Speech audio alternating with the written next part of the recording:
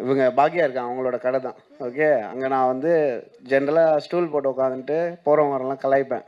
Okay, அப்போ வந்து இவன் தான், இவன் வந்து என்ன ஸ்கூலில் படிச்சிருந்தாப்பா, அதை ஸ்கிப் பண்ணிட்டல, அதை மட்டும் தான் சொல்ல போகிறேன். ஸ்கூலா பண்ணி காலேஜா? காலேஜாடா? காலேஜ் படிக்கும்போது இல்லை, வெறும் கவர் ஒன்று அப்படி சுற்றிட்டே வந்தான். எதுக்குன்னா நெய் வாங்க வந்திருக்கான் கடைக்கு. பிரிட்டிஷ் ஸ்டோரில் நெய் வாங்க வந்துட்டு, நெய் வாங்கிட்டு இப்படி வெளியே போகும்போது இப்போ தான், நான் அவங்க கூட ஒர்க் பண்ண ரெடியாக இருக்கேன், நான் ரெடியாக இல்லைப்படா அப்படின்னு நினச்சிட்டேன்.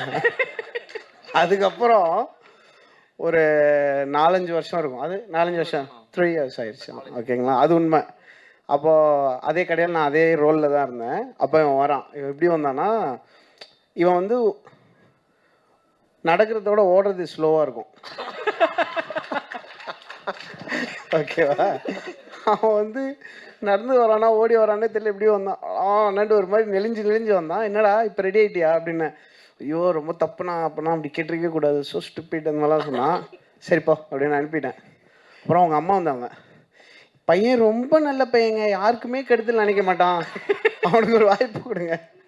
அதுக்கெலாம் வாய்ப்பு கொடுக்க முடியாது, போங்க மேடம்னு சொல்லி அனுப்பிட்டேன். அப்புறம் அவன் அங்கேருந்து மெதுவாக வந்து ஒரு யூடியூப் ஒரு லிஸ்ட்டு மாதிரி கொடுத்தான். இதில் நான் மியூசிக் பண்ணது கொஞ்சம் கேட்டு சொல்லுங்கன்னா, கேட்டால் பயங்கரமாக இருந்தது. ஒரு குவார்ட்டரில் ஒரு பீஸ் பண்ணியிருந்தான்.